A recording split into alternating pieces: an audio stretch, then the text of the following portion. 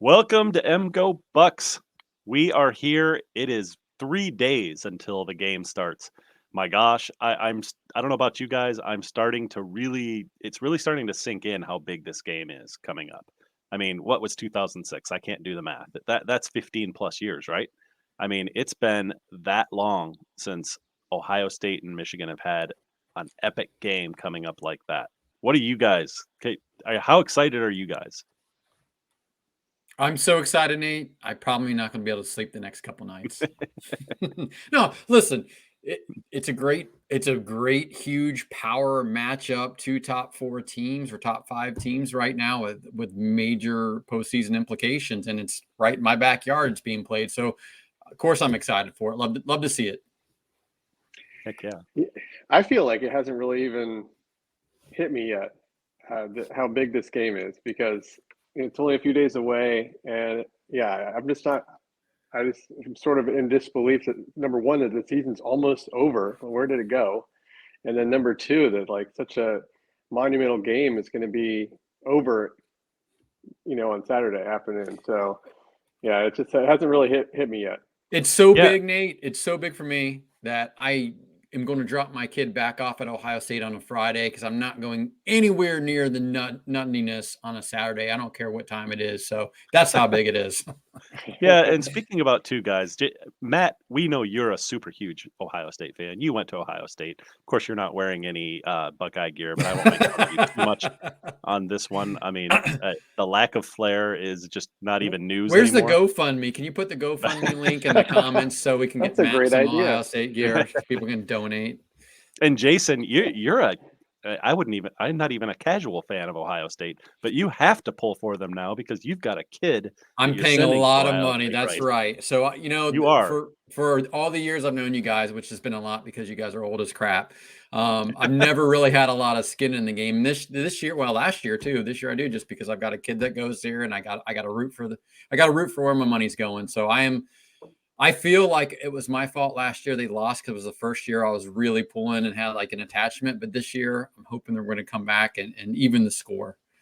Well, the Buckeye fans would be glad to blame you for that instead of their defense, I'm sure. The defense was really, really bad last year. Really bad. Well, I mean, speaking of this game coming up, I mean, today we're going to talk about the the strengths and weaknesses of both offenses.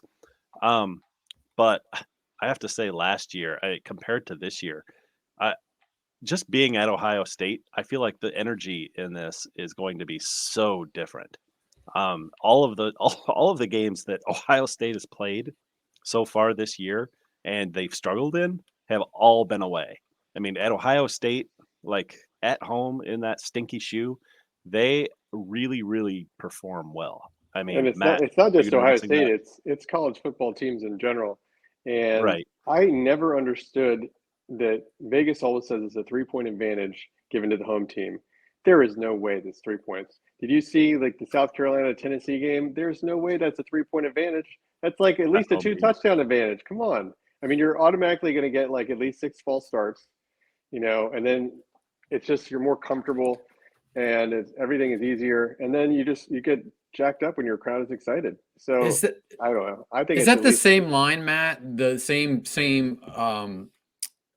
guess bonus or points attributed for pros the same way college. So are pros getting 3 automatically on the line at home? I think so. And yeah, I don't understand why it's so low. I mean, maybe in the NFL, but even in the NFL, it seems a little low. That was going to be my point. It's like Definitely NFL. in college. Yeah. NFL would make sense where teams are usually a little bit more evenly matched, but college, I think you're right. There's such a huge home field advantage that you think the home field point you'd be more than 3, and maybe it's 7, 8, 9, 10. Yeah, and then Well, we were the NFL ones are, you have mature people that are doing that as well. So they're not going to get intimidated by the crowd noise like 18-year-old kids. Well, and we were just talking before this started about the line on this game. What is it? 7 points? A little over 7 points? 7.5, yeah. 7.5. Yep, I'm looking at it right Does here. that shock you, Matt? I mean, I think from you are always optimistic about Ohio State beating Michigan. It's always going to be by double digits, and it's going to be a terrible game. Like boring, and by the third quarter. But I mean, are Well, you I mean, surprised by that low? I'm surprised. I'm definitely surprised. Even if Corum was healthy, 100%, I would think that that's low Really? for Why? for a home field advantage. Because I think our team is that much better right now. I mean, even with our third string running back, it's just we have so many. So we're so much. I mean, the offense was really good last year, even in the game. The only problem is we had a few issues in the red zone, but offensively we had a ton of yards, and it just we had a generationally bad defense last year, and I mean not just a down defense, one of the worst defenses we've ever had in the history of Ohio State. So we go from that to there's a lot of rankings that have us number one or definitely in the top five in a lot of categories. So you go from one of the worst to one of the best in 1 year. I mean, the players are just so much better, and we do have a few areas that could be exploited, but I don't think Michigan has the players that can exploit them. As I talked about previously, it's going to take someone like a Caleb Williams at USC throwing to Jordan Addison. That's the type of person that could exploit the few weaknesses that we have on defense. I just don't see it, and especially if we have the momentum being at home and can get up early, even with a healthy Corum, they just aren't going to. They're not built to come back. So you jump on them early, and then that's going to be really tough for Michigan, I think. Well, that's going to be the game plan. Jump up on them early. I mean, that there's no secret to that. That's what Ryan Day wants to do. He wants to get the points up. He wants to get Michigan down by maybe 2 touchdowns by the end of the first quarter, and then Michigan is completely thrown off their game plan. Right, because But they're primarily a running team, right, Nate? Not so much Oh yeah. passing. Yeah. But this was always going to be Michigan's outlook. I mean, look at the game last year. They didn't have a potent passing attack by any means. They connected on 2 deep balls, which definitely helped. But it was their running game that did it, and it was never ever going to be their passing game that was going to beat Ohio State this year either. We thought that JJ, excuse me, JJ McCarthy was going to be, the next Andrew Luck.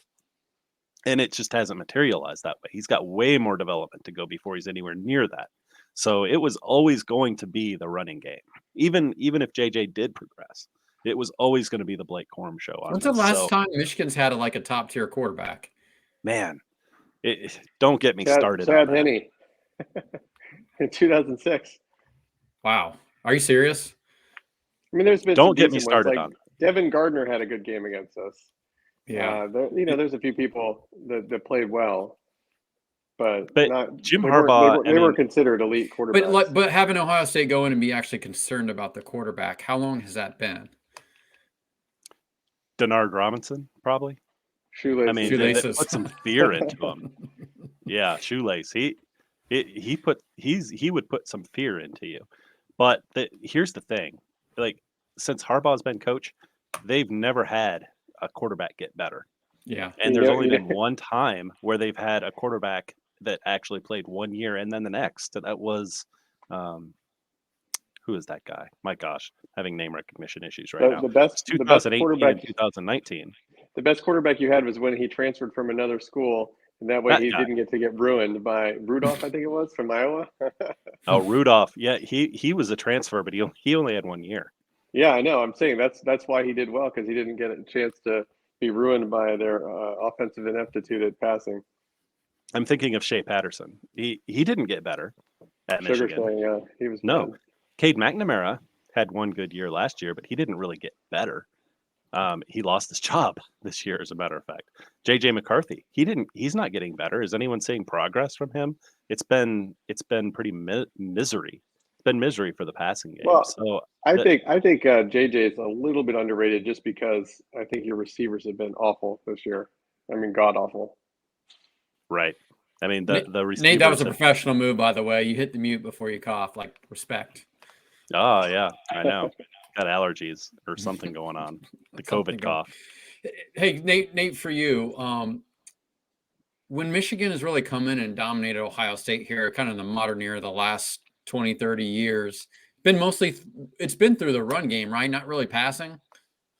No, it's been a lot of just the running game being successful and staying on schedule, and using the pass game as just complementary. It's literally the exact opposite of Ohio State's offense. Literally the exact opposite. I mean, Jim Harbaugh likes to run, but Ryan Day passes first. Right. So it's just such a huge clash of concepts in this. Right. It didn't used to be that way. It didn't used to be that way at all. It used to be like both teams would just have the exact same run first offense. You kind of heard that old NFL Films music in your head. Yeah. Like I can't remember how it goes, but that should actually be their fight song, like that old NFL Films music. Well, I think But once you that's got not the way it Tressel is. out, though, right? Like Tressel, with Yeah, leaving Tressel, the old school mentality on offense left, but you still have it with Harbaugh at Michigan. Well, Tressel yeah, was a lot more open to. Remember, because we had Troy Smith winning a Heisman with him, Right. But that's only and because he was a and freak talent, not because like the but game plan was. they got him involved running the ball a lot and throwing the ball, and then I mean we had Gonzalez and Hartline and Sanzenbacher and who else did we have? We had Santonio Holmes with him, and then Mhm. Teddy Ginn, of course. I mean, we just had so many receivers over a couple of years that I mean he really, I mean, was able to. I mean, if with Ryan Day, it would obviously be way better, of course, Yeah. but He's my for back favorite then, modern for Ohio back then, State it was quarterback. pretty impressive. Yeah, like I think he's the best we've seen in the 2000s. For me, my personal opinion, one of the best ever. But I think Joe Germain is one of the best. So if you look at why I think it's hard to compare quarterbacks and eras, because you look at the way our offense ran. Cooper had his problems, of course, but our passing offense under Cooper, and actually our offense in general, was very balanced. We would get like 250 mhm. yards rushing, 250, 300 yards passing. And Joe Germain was all of his passes. I mean, they didn't throw these little pop passes where it's basically a handoff and then they run it for 40 yards. And they didn't have like a million screens. It was mostly, you had your 10 and 15-yard outs to get first downs.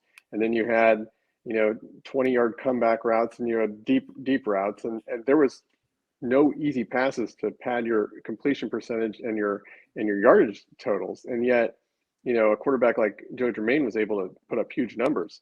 Yep. Whereas, like look at the guys now. I mean, CJ gets a lot of yards. I mean, he does pass deep because he has a great deep ball. But a lot of these quarterbacks are, getting 5-yard passes. I think the biggest beneficiary is probably someone like Bryce Young, because they do so many screens and they just have like the screen play to the running back and the running back gets 50 yards. I mean, it's just unbelievable. Well, back in the Joe Germain days too, you had really fast receivers because they weren't weighed down by their GPAs. That too. That's bringing back an especially, that was an old joke. especially Yeah. what we had, what Reggie Germany, and who was the other guy that had Something like was a like a zero point zero zero? 0.0. Yeah, we had some really uh, Nate, I challenged can't believe you didn't laugh harder at that one. Come on, man. people. That Oh was no, a no, hit that at was good. Ohio State. Come on. Those are the good old days of John Cooper and when those games were going our way. Um, but yeah, I mean, you were talking about the quarterbacks, and it's interesting because like Jim Harbaugh is not interested in just running the ball. Like I think of him sometimes as just someone who that's all they want to do. They're going to be stubborn about running the ball because that's their offense. But I just pulled up Andrew Luck's stats, and I mean, this is 2009, 2010, and you're looking at it, and they were way balanced. Stanford was very, very balanced. They had a Heisman quarterback, like Stanford. Luck's first year. Okay, I'm looking at that. 56% completion percentage, 2,500 yards, 13 touchdowns. Okay, Mhm. big jump to 2010. Goes to 70% completion percentage, 3,300 yards, 32 touchdowns. Then his Heisman year, 2011, 3,500 yards, 37 touchdowns. My gosh, 71.3% completion percentage. So that's really what Harbaugh wants. He doesn't want what they have right now. He doesn't want to deal with just like Everybody running the wants an ball. Andrew Luck, though. That guy was a Yeah, freak. I mean, they threw pass plays to him because he was so athletic. right.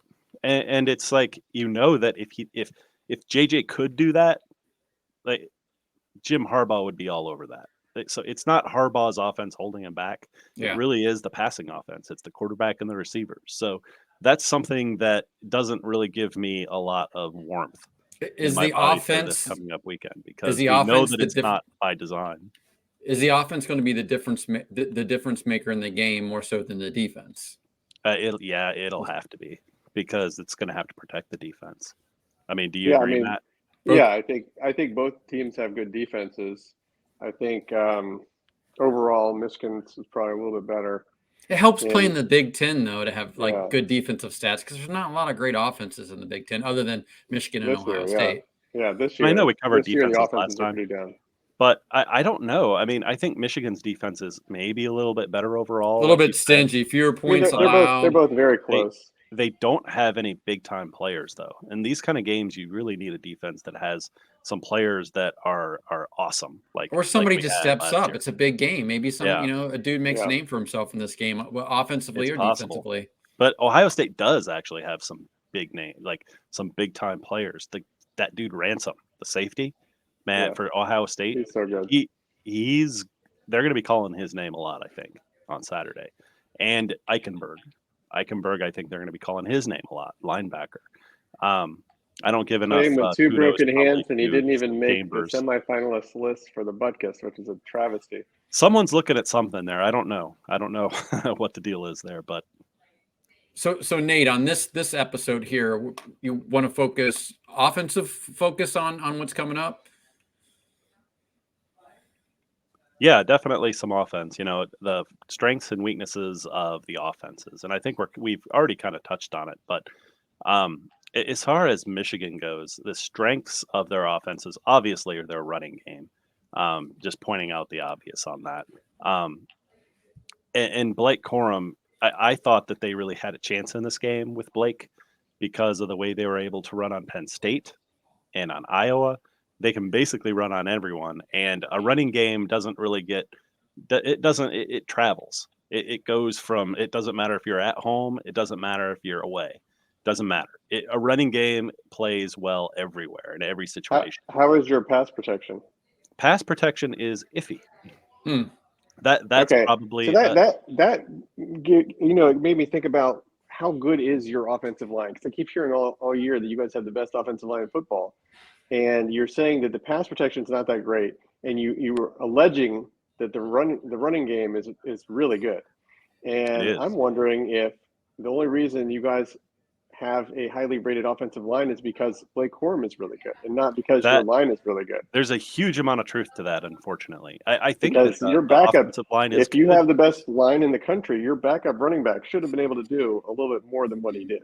Been a, been a lot of injuries. Don't judge them based on Illinois. But I will say this: there are no first rounders in that offensive line group. Best O line in the country, and there's no first rounders coming up in 2023. That's a kind of a red flag. Are they the best Ohio O line State in the has two. country? Well, they were being hailed that. I don't know if they are anymore, but Ohio State has two offensive tackles are going to go in the top half of the first round of the draft. So yeah, huge red flag. So I'm looking at stats here. Michigan is Oh, don't do that. averaging 243.8 yards a game rushing and 208.8 passing. Very balanced. Very balanced, but man, you're getting almost 50 more yards a game from your rushing attack. Is that due to the line, or is it Corum? Like what is that big discrepancy? That's a big Uh, number. 248's big. it has to do with the competition and Fair. basically what happens is Harbaugh does not care about running up the score. He's going to run the ball and end the game. Excuse me.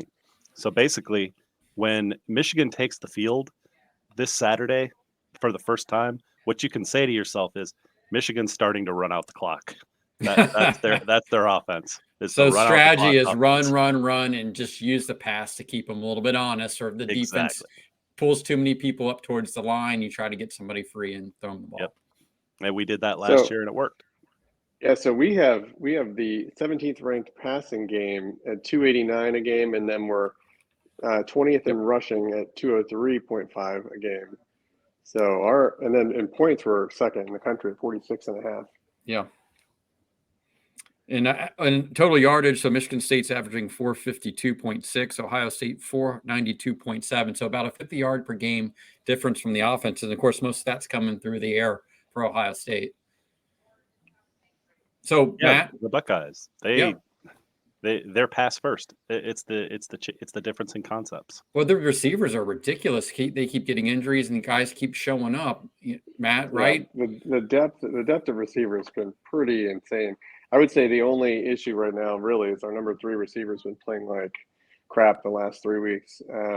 Fleming has just been really awful because he started off the first half of the year almost as good as the other guys, and he just fell off a cliff and it's just been dropping everything. So I'm Well, not sure what's wrong with him, but and Emeka Ibuka and obviously Marvin Harrison Jr.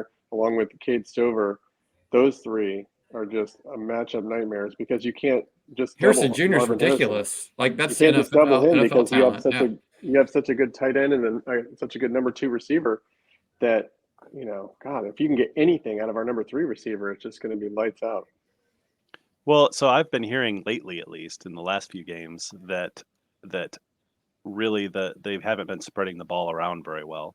Well, they did Ibuka's last good week. last week, but Yeah. basically relying a lot on Marvin Harrison Jr. Is that true?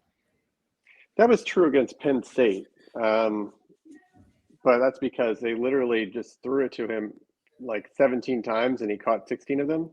So it was just like, okay, we're just going to keep throwing every single time to him and seeing, against the first rounder at corner. And I mean, he wasn't covering him the whole time, but they did have one who covered him probably half the time.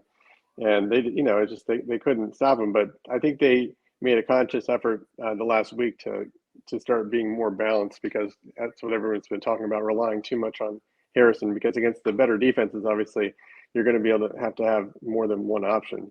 I would imagine. So, I think, but in the end, it's just going to come down to the health of our running back and our offensive line. Like, if those guys can stay relatively healthy, if we can get Mayan Williams at 80%, I think we'll be in good shape. And if not, hopefully Dallin Hayden can keep doing what he's doing because he's been on fire as well. I'm really impressed with him. Hey, so I know this will probably be a short conversation, but what do you see as the offensive weaknesses for Ohio State? Oh, the biggest weakness I would say for our offense is perimeter blocking by the wide receivers and the tight ends is just non-existent.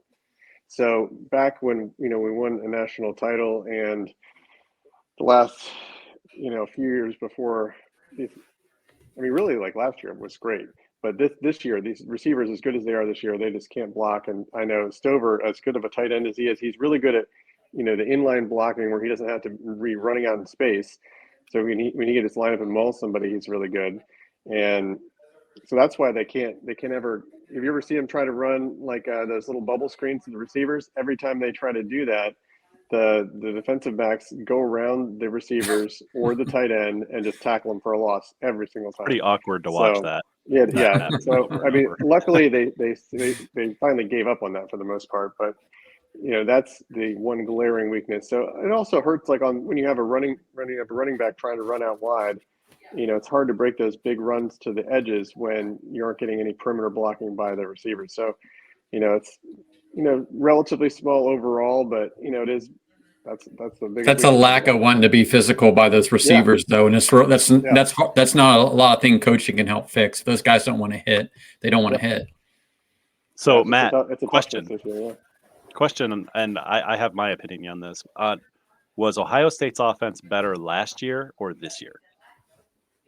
I think that they were better last year as far as just. I mean, we had JSN, Olave, and Wilson. I mean, the best combination of 3 receivers we've ever had on the field at once, other than in the bowl game when we also had Jameson Williams. Like having, that game was just insane. Like the collection of receiver talent is just so amazing. And the running game was almost as good last year too. So I mean, the big difference is our tight end is a little bit better this year, and I mean I think Mayan Williams this year when he's healthy is better than our running game was last year. So again, it's sort of hard to measure it. I mean, last year we didn't have the injuries that we did this year, so our guys were healthier, and so they were performing a little better in the running game. But when the team is healthy, like so for instance, if we can make it through this game against Michigan, you're gonna have how many weeks do you have off until the playoffs? I mean, we have obviously the Big Ten championship game, which honestly I'm not even sure that matters. I think if anyone loses that game, it would obviously look bad, but I think you would still go in the playoffs. So you shouldn't. If you can't win your conference championship, you should not be in the playoffs. I understand, but there's a lot of other teams that that didn't win their championship, or they have like 2 or 3 losses. Like I there's just know. no It's a one weird else. year. I mean, that's Yeah. that's a pretty good rule to live by. Yeah. It's just based on what the other teams how they performed, because Yeah, it just there are doesn't going to be a make bunch of sense like in a two-loss year where teams out you're there. If either USC or who's the other one out there, TCU, yeah. lose, then Mhm. Michigan will be a one-loss team, and there Mhm. will be only other, like, everyone else will be two-loss. Well, and they would have So, lose to the number 2 team in the country too. So even that pedigree of yeah, that loss is great. Like, and if they don't lay an egg, that is, if they which keep we it could see close, that keep it happens. gotta But you keep know it what? close. If they That's lose why badly, I may not want to see Michigan in the playoffs, to be yeah, honest. that's why this game is so important, just because it's going to give Ohio State so much time to heal up, and there's no team that I'm aware of that that's still in it for the Mhm. playoffs that has as many injuries as we do.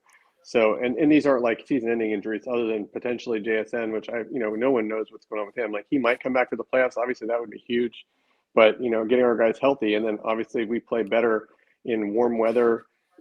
So you'd be in a dome or in a good weather for the playoffs. So that's obviously going Well, to be helpful you said for our something offense. important there, Matt, like good weather. Now it's supposed to be not super cold, but very rainy on Saturday. Is that going to affect Ohio I State's think play Is, at that all? is it raining? changed.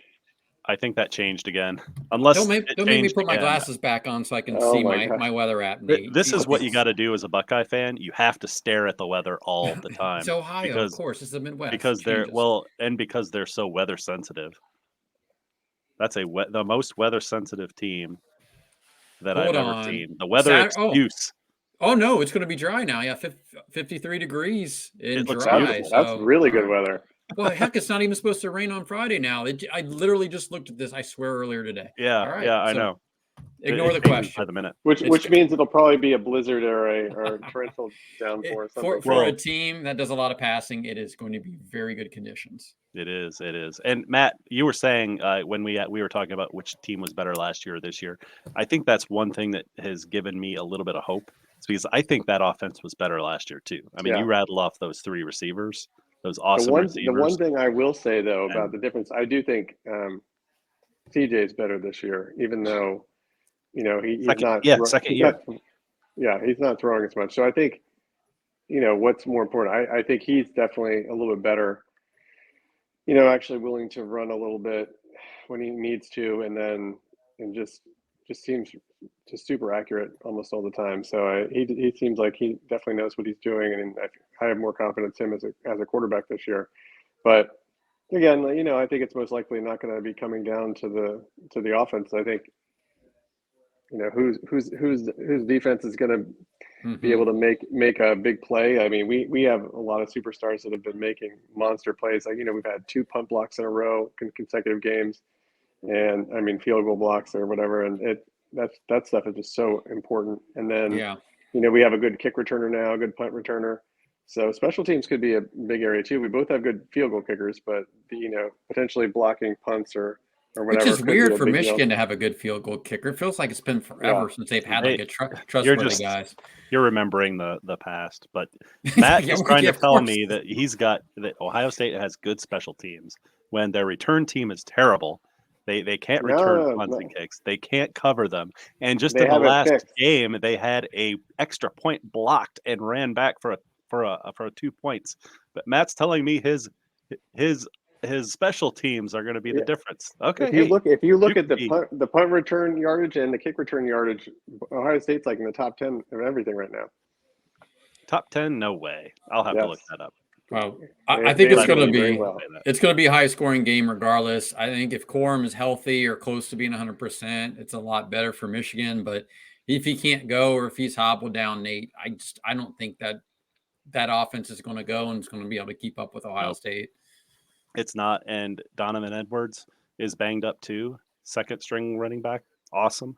But they were really planning to use them as a 1-2 punch because Edwards is probably our best receiver.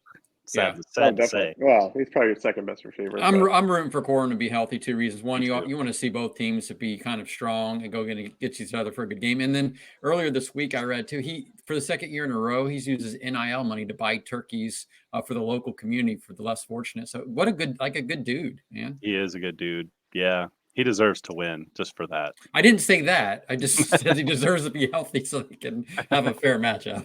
Yeah, I do. Yeah, I'm actually not used to Michigan having nice people playing on their team. Like who was your defensive end last year who was almost won the Heisman? What was his name again? Oh, Chase Winovich? No, different year, but Different year. What was the other one? Aiden Hutchinson. Aiden Hutchinson, that's right. So he's a really good dude. I mean, in addition to being a good player. Yeah. So he was a really nice guy. I know, like in the past, it's just a lot easier to hate the players because they actually did lots of stuff that deserved the hatred. Both teams.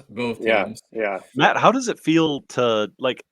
It's been a long time since you've had to feel emotions about this game. I mean, I've had a lot of emotions. You know what I mean? Because of the losing that you have to take. Ohio State has to have The more amount pressure of on them, losing. right, Yeah, Matt? You're right. That's a great point, Jason. I was thinking about that today. I don't know if there's any more pressure on us because they're at home. They lost unexpectedly last year, getting their asses spanked. I think if we lose, I mean, obviously you don't want to even think about that, but if we did lose, I think we would have a really good chance of still making the playoffs. Whereas if Michigan loses, they can still make the playoffs, but it would be a little harder because your strength of schedule isn't so good. I think Ohio State still has the majority of pressure on them. You're at home. You got beat last year. You're expected to win. Yeah. You know what I was also hearing? You lose the Heisman. I mean, CJ loses the Heisman if you lose. You may or may not go to the playoffs. You may still go to the playoffs and it's still a great year. But just Ryan Day losing 2 games in a row to Michigan. Starting hearing the names of John Cooper quietly in the back behind him. Yeah.